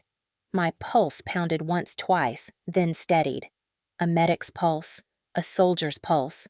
I walked forward. People turned. Their whispers spread. Confusion. Curiosity. A few looked surprised to see me standing upright. I reached the podium. Raymond froze. His smile died. "Helena," he said through clenched teeth, "sit down." I ignored him and faced the audience. "Most of you know me." I began, my voice steady despite the tremor in my ribs. "I grew up here. I served this country. And recently I spent a month in the hospital because of what you all think was an accident." A murmur rippled across the crowd. "I'm here tonight to tell you the truth," I continued. "It wasn't an accident. I was pushed." Gasps broke the silence. Raymond stepped forward. "This is not appropriate." "You pushed her," someone in the crowd blurted. "Raymond, what is she talking about?" Raymond tried to laugh it off. "She's confused." I lifted the phone. "I have proof." The room fell silent enough to hear the hum of the overhead lights. I pressed play. Raymond's voice filled the hall loud and sharp through the microphone. I pushed her. The reaction was instant. Women covered their mouths. Men shook their heads. People leaned forward, eyes wide. The recording continued. Girls stepped out of line. Thought she could tell me what to do. A collective gasp. Raymond lunged toward the stage. 2 community members instinctively stepped between us. "Let her talk," one said firmly. The audio rolled on. "She ain't stupid enough to tell anyone. And even if she did, who would believe her? I run this town."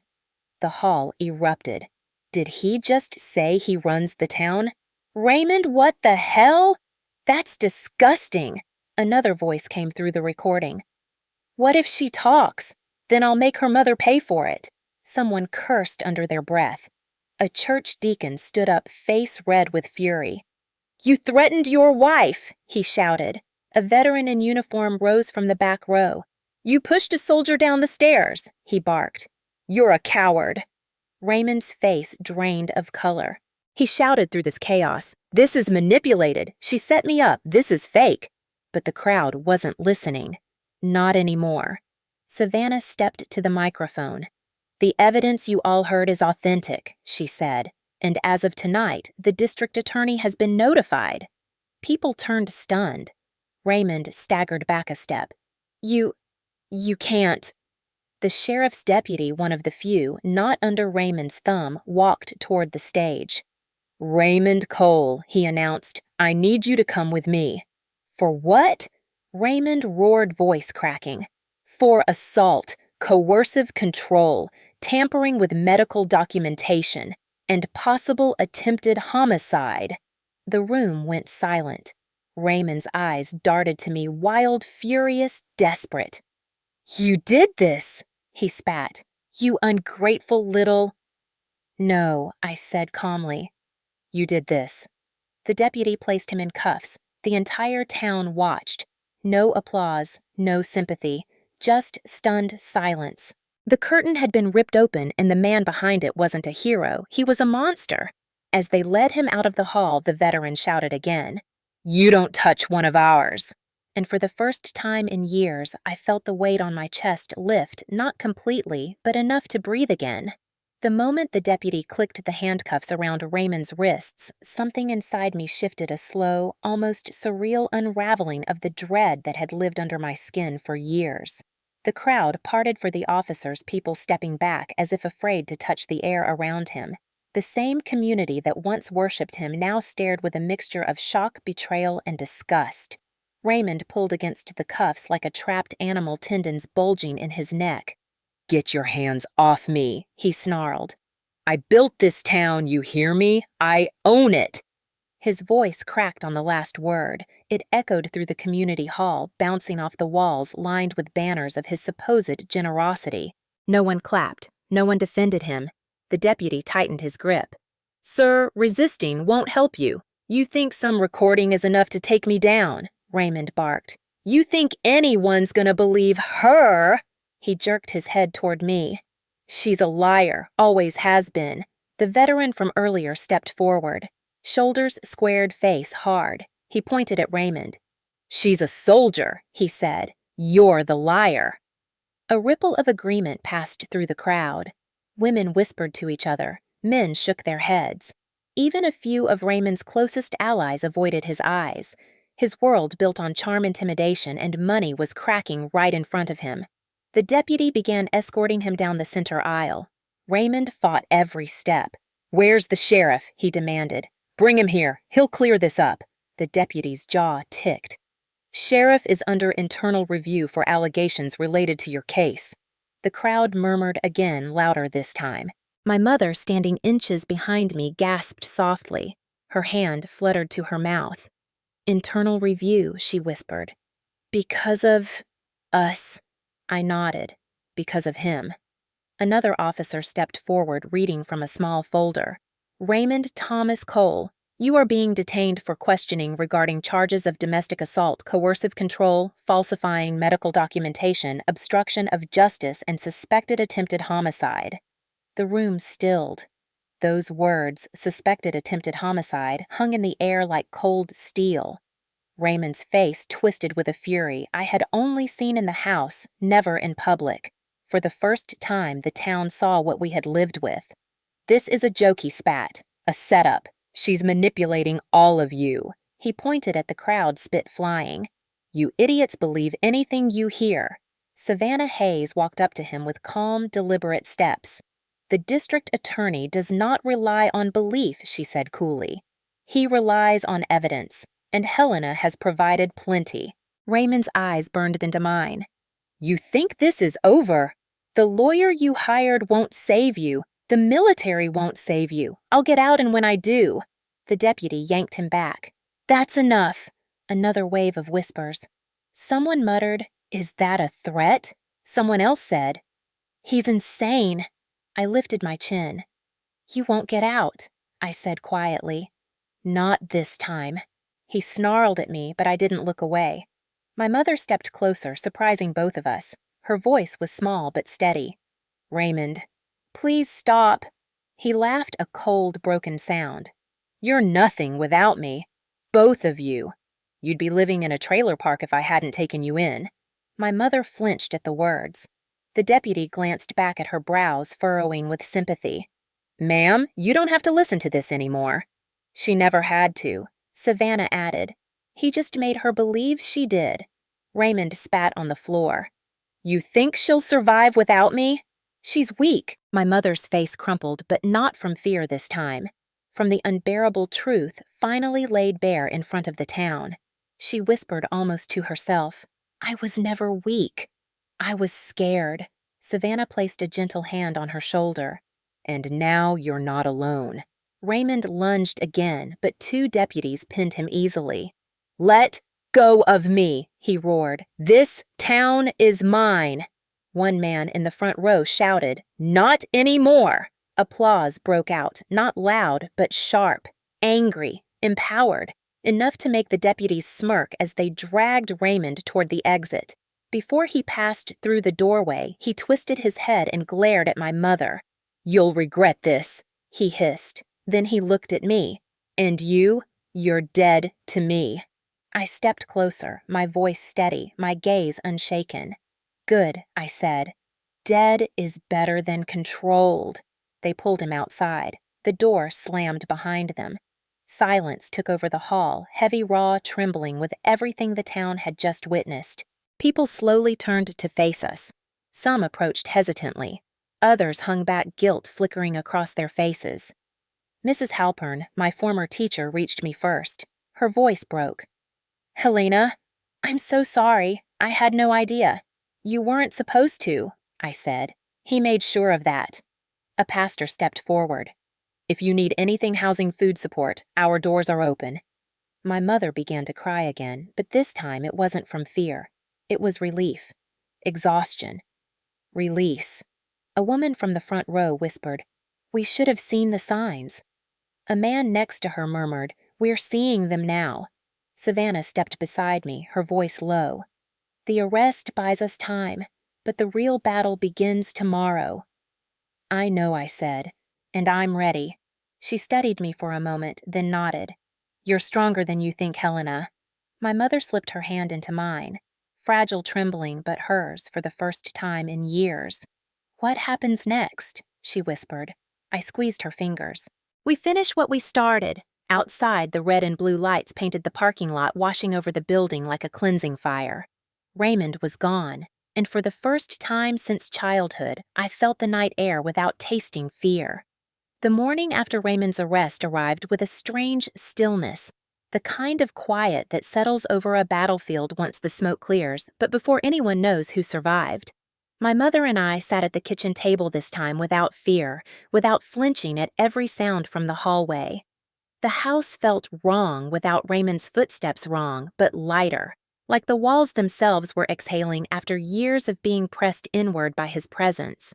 My mother held a mug of tea with both hands, staring into it like she was reading a future neither of us fully trusted yet. Do you think he'll come back? She whispered. I shook my head. Not today. Probably not ever. Her lip trembled. He always comes back.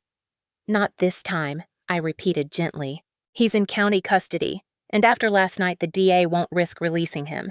She didn't nod. She didn't speak. She didn't seem to believe me, but she wanted to. That alone was progress. At 10 a.m., Attorney Savannah Hayes arrived with a thick folder and a steely expression that said she had slept even less than we had. She spread documents across the table like she was preparing for war. We have a problem, she announced. Not a fatal one, just something we must address before the prosecution moves forward. My stomach tightened. What problem? The hospital records, Savannah replied. Your medical file. My blood ran cold. The ones Raymond had Mom sign, yes. Savannah said, nodding. The DA obtained them first thing this morning. And Helena, the paperwork is worse than we expected. My mother's hand flew to her mouth. What? What do you mean Savannah slid one document toward me? I stared at the signature, my mother's. But it was trembling uneven like someone had forced her hand. Above it were printed statements describing my injuries as consistent with a fall in the garage onto a metal shelving unit signed by a physician assistant, who I recalled barely looking at me the night I arrived. Underneath that, in block letters, were added notes, no signs of assault. Patient confirms accident. My breath stopped. I never said that. I know, Savannah said, but someone wrote that you did. Raymond, my mother whispered. He told them what to write. He told me to sign. I didn't know. I was scared." She folded into herself, shoulders trembling. I reached over and squeezed her hand. "I know, Mom. I know." Savannah didn't soften. She didn't have the luxury. "Here's the complication: these falsified documents create doubt. They paint Helena as someone who fell and is now claiming abuse months later. The defense will use that, but we have the recording I said." "Yes," she replied, "and the recording is damning. But we must still dismantle the original story completely, or the jury will hesitate." She flipped open another folder. "There's more." Her tone sharpened. "The sheriff's internal review. The DA uncovered a financial trail Raymond gave him 3 separate donations disguised as construction reimbursements." My mother gasped. I swore under my breath.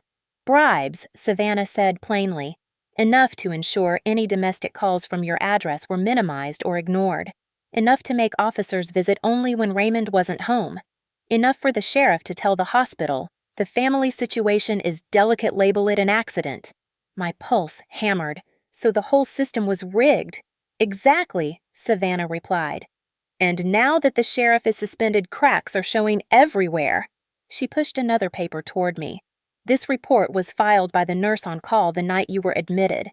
It described bruises inconsistent with a fall, the pattern of impact across my back, the fact that I was unconscious when I arrived. But at the bottom, in shaking handwriting, the nurse had written, 'Signs suggest possible assault. Advised supervisor to investigate. Was told not to pursue.'" My mother broke, then fully, completely. She buried her face in her hands and sobbed. "He said I was protecting the family. He said if I didn't sign, they'd take Helena away. He said—" "He lied," Savannah said sharply, but not unkindly. "He lied to both of you." I wrapped my arm around my mother as she cried. For the first time, she didn't pull away. After a moment, Savannah continued, "There's another thing you both need to know. Something the DA discovered when they checked the hospital's internal logs." She slid a final paper to the center of the table. "Helena, you didn't fall." "I know that," I said quietly. He pushed me. "No," Savannah said. "I mean, you weren't unconscious when you arrived. The logs show you tried to speak, twice." My stomach clenched. "I don't remember that." "You wouldn't," she replied. "You were concussed. But the nurse wrote this before the supervisor made her change the report." She pointed to a highlighted line patient attempted to say, "He pushed," before losing consciousness again. My mother let out a sob so sharp it echoed through the kitchen. "No," she whispered. "No, no, no." "Yes," Savannah said softly. "Your daughter tried to tell the truth, and the hospital buried it."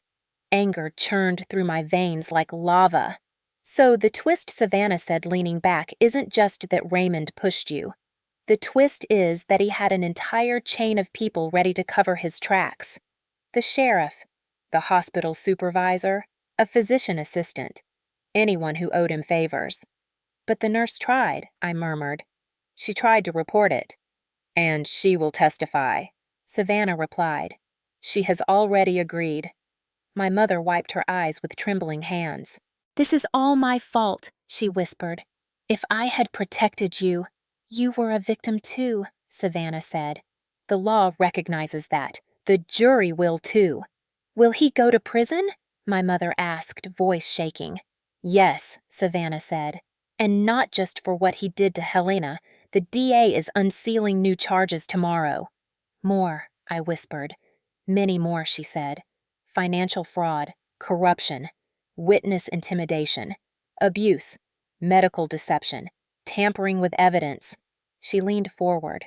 "Raymond didn't just lose his mask last night. He lost the leverage he spent years collecting. People he bullied, people he bribed, people he hurt. They're coming out of the shadows now." I felt the weight of her words settle deep in my chest. Savannah's expression softened just a little. "Helena, your case is stronger than any domestic violence case I've seen in years." My mother reached for my hand, her fingers trembling. "Helena, what happens to us now?" I looked at her, then at the evidence, then toward the window where sunlight finally filtered through the curtains without feeling like an intrusion. "Now," I said, "now we stop surviving." I straightened. "And we start living." Savannah closed her folder. Tomorrow is the next step, the grand jury hearing. Raymond won't see it coming. For the first time in a long time, I believed her. The days after Raymond's arrest blurred together in a strange mixture of exhaustion relief and a simmering grief I hadn't expected. People think freedom arrives like a sunrise, bright instant cleansing, but it doesn't. Freedom comes in pieces, in small breaths, in quiet mornings where fear doesn't immediately grip your throat. It comes in the spaces pain used to fill, and slowly that space becomes something like peace. After the community hall incident, my mother and I didn't return to the house that night. Savannah insisted it wasn't safe even with Raymond in custody. Abusers plant fear in walls, she said. We don't sleep in his walls tonight. She booked us a room at a modest motel just outside of town, the kind with scratchy blankets and humming AC units. I sat on the edge of the bed, staring at the ugly patterned carpet beneath my swollen feet, letting the weight of everything settle for the first time. My mother lay on the opposite bed, curled into a tight ball like she expected someone to burst into the room any second. Even without Raymond's presence, trauma clung to her like smoke after a fire. "Do you think he's angry?" she whispered. "Yes," I said honestly, "but anger won't save him anymore." She closed her eyes, her voice shaking. "I've lived so long being afraid of his anger. I don't know who I am without it." Those words broke something in me, not the same kind of breaking he caused. This was a softer fracture, an ache for a woman who had protected me in small ways only she knew even when she couldn't protect herself. "Mom," I said gently, "you get to find out who you are now." She nodded, but I could tell she didn't believe it yet. Healing isn't a switch. It's a journey you walk barefoot. The next morning, Savannah arrived with a stack of paperwork and a calm, professional resolve that grounded the chaos around us. "He's being held without bail," she said simply. "The judge wants the grand jury to hear everything before considering release." My mother sagged in relief. I exhaled slowly. "What happens next?" I asked. "You both prepare," Savannah said. "Helena for legal testimony, your mother for victims' support services." She paused. "And both of you for rebuilding." Rebuilding. The word hit harder than any blow Raymond ever delivered. I wasn't sure I remembered how to build anything that wasn't in the field under fire. Savannah helped us file emergency protections, restraining orders, asset freezes, property protections. She arranged trauma counseling for my mother and connected me with the military domestic violence response program. It felt surreal hearing the word victim applied to me. Soldiers aren't supposed to be victims. But the truth is, trauma doesn't care about rank, or training, or medals. My ribs still hurt, my head still throbbed, my nightmares were still vivid, and still, I felt stronger than I ever had. Later that day, we drove to the courthouse to sign statements. As we walked through the doors, people stared, some with sympathy, some with guilt, some with regret. A woman from the church whispered, "We should have known." A man who once called Raymond his best friend muttered, "I'm sorry I didn't see it." Another said quieter, "I think I did see it.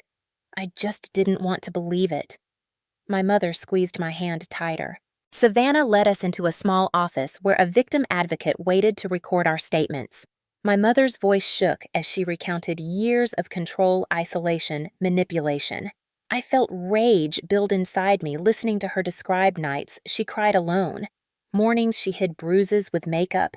Days she signed papers she didn't understand because he said it was for the good of the family. When it was my turn, I described the fall, the belt buckle, the cameras, the injuries, the recording. The advocate wrote everything down with a mixture of horror and admiration. "You're incredibly strong," she said quietly. Strength, a word I hadn't associated with myself since before the hospital. On our way back to the motel, my mother stared out the window. "What if people judge me?" she whispered. For staying, I took a breath. "Then they don't understand abuse, and their ignorance is not your burden." She blinked back tears. "Do you judge me?" The question hit deep. "No," I said firmly. "I lived in the same house and didn't see it either. Survivors don't judge survivors." That night, we received news that several others in town had come forward. Employees. Raymond underpaid families. He threatened a contractor he assaulted. The DA's case multiplied overnight. My phone buzzed constantly with updates from Savannah. New witness, new statements, more people stepping up. Raymond's empire wasn't just cracking, it was collapsing. On the third day, the motel room no longer felt like a hiding place. It felt like a sanctuary. My mother finally slept through the night. I practiced breathing exercises from the military therapist. I iced my ribs, journaled my symptoms, prepared for testimony. Healing doesn't arrive all at once, but in small, stubborn moments. One of those moments came when I caught myself standing in the bathroom mirror, tracing my finger along the scar near my hairline. I didn't see a victim. I didn't see Raymond's control. I saw survival. I saw strength. I saw a soldier. Another came when we returned to the house under police escort to gather our belongings. My mother flinched at every doorway, expecting Raymond to jump out. But he didn't. He never would again. In the kitchen, she reached toward the cabinet where my head had struck. Her fingers hovered above the corner. "He hurt you here," she whispered. "He hurt us everywhere," I corrected gently. "But this house won't hurt us anymore." She walked to the living room, stared at the cameras, then unplugged each one with shaking hands. Not in fear, but in defiance. "No more watching," she whispered. "No more control." We packed quickly, my uniforms, my mother's clothes, documents, photo albums that somehow survived years of neglect. When I picked up my medals, scratched, dented, but still mine, I felt a quiet promise form in my chest. He tried to destroy me by stepping on these, but stepping on something doesn't erase it. It only proves you feared its power. As we left the house, I took one last look at the doorframe, the same one where he had punched me, the same one where he told me I was nothing. Now it stood empty, and I was the one walking away. This time, not in defeat, but in victory. The aftermath was messy, painful, uncertain, but it was ours. And for the first time in years, so was our future. Justice does not arrive like lightning. It arrives like a slow, deliberate march, footstep after footstep, until the ground finally shakes beneath the person who thought they stood above consequences. Raymond's march began 2 weeks after the community hall incident in a courtroom so packed the fire marshal had to turn people away. My mother and I sat in the second row behind the prosecution, surrounded by neighbors who once praised Raymond, but now whispered apologies, disbelief, and shame. Some couldn't even look at us. Others placed small, comforting hands on my shoulder, too late to undo the past, but enough to acknowledge it. The district attorney, a stern woman named Linda Rowe, stood at the front with Savannah Hayes. Together they were a force I wouldn't want to face on my best day. Raymond entered the courtroom flanked by deputies. His wrists were cuffed, his face pale, his eyes hollowed by the realization that the world he built didn't exist anymore. The same community that once worshipped him now stared with a mixture of shock, betrayal, and disgust. He looked nothing like the man who strutted through town. He looked smaller, breakable. He saw me. Rage flickered in his eyes, but behind it for the first time was fear. Real fear. The judge called the room to order and the charges were read. Felony domestic assault, aggravated assault, resulting in hospitalization, attempted manslaughter, coercive control, financial abuse, falsifying medical documentation, obstruction of justice, tampering with evidence, corruption, and bribery of a public official witness, intimidation. Gasps rose from the crowd. My mother gripped my hand so hard my fingers tingled. Raymond's lawyer tried to object, calling him a pillar of the community, but the judge shut him down instantly. The DA called me to the stand. I walked with my shoulders squared the way I always had when stepping into a field hospital under fire. The jury watched me, 12 ordinary people whose faces showed sympathy, outrage, disbelief, empathy. The DA asked me to describe the night I was hospitalized. I told them everything, not with tears, not with anger, with clarity, with truth sharpened by survival. I described the belt buckle ripping into my shoulder, the shove, the stairs, the darkness. The crowd reacted: shock, horror, disgust. Then the DA asked about the hospital records. I told them those records said I fell in the garage, that I told them it was an accident, that I never said that. The DA asked who signed the papers. I answered, my mother. under duress. My mother wept quietly. Then the DA asked, "Do you have evidence contradicting these reports?" "Yes," I said. "Photos, medical scans, and a recorded confession." Murmurs filled the courtroom. Savannah nodded at the judge, and he allowed it. The audio played. Raymond's voice filled the room. I pushed her. A wave of shock moved through the crowd. Another line. "She ain't stupid enough to talk. Then I run this town." The jurors recoiled. "If she opens her mouth, I'll make her mama pay for it." By the time the recording ended, the courtroom was frozen in horrified silence. People stared at Raymond with betrayal so deep it rattled the air. The DA asked me if I manipulated the recording. No. If I coerced it. No. If it was voluntary. Yes. Raymond's lawyer attacked me with every tactic he had, claiming I was exaggerating. Confused a stepdaughter with resentment, but Savannah objected again and again, and the judge sustained every objection. When I stepped down, the veteran in the front row pressed his hand to his heart without saying a word. My mother testified next, voice trembling but honest. She admitted she signed the false reports because she feared Raymond would kill her if she didn't. The jury listened with sympathetic horror. Then the nurse testified, the one forced to rewrite her notes. She described the pressure, the lies, the supervisor's orders. The jury looked sick. Closing statements came quickly. The DA looked the jurors straight in the eyes.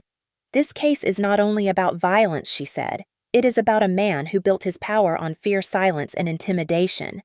Men like Raymond Cole don't rely on fists alone.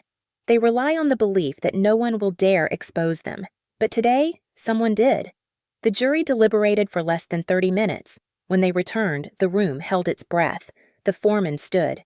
"We find the defendant, Raymond Thomas Cole, guilty on all counts." My mother cried. Someone behind us whispered, "Thank God!" I sat still, breathing slowly, letting the verdict sink into my bones. Not relief. Something deeper. Something cleaner. Justice. The judge pronounced the sentence 16 years in state prison with no chance of early release, followed by strict monitoring and permanent protection orders. Raymond screamed as they dragged him out, shouting threats, insisting he would come back for me, for my mother, for anyone who believed us. But his voice wasn't powerful anymore. It was small, pathetic, the voice of a man whose throne had crumbled under his own weight. When the doors slammed behind him, the courtroom exhaled. Outside, the sunlight warmed my bruised skin. My mother leaned into me, her breath shaky, but her eyes the clearest I had ever seen them. "Is it really over?" she whispered. "It's really over," I said. She looked toward the courthouse doors. "What happens now?" I glanced down at the bronze star in my hand, the one he tried to crush but could never destroy. "Now," I said softly, "we rebuild." The wind moved gently through the courthouse steps, carrying away the last remnants of the life we had survived. "Some men break homes," I whispered. "Some women rebuild them. And sometimes, justice isn't loud. It's steady. And today, it finally arrived. Where are you watching from tonight before you scroll away?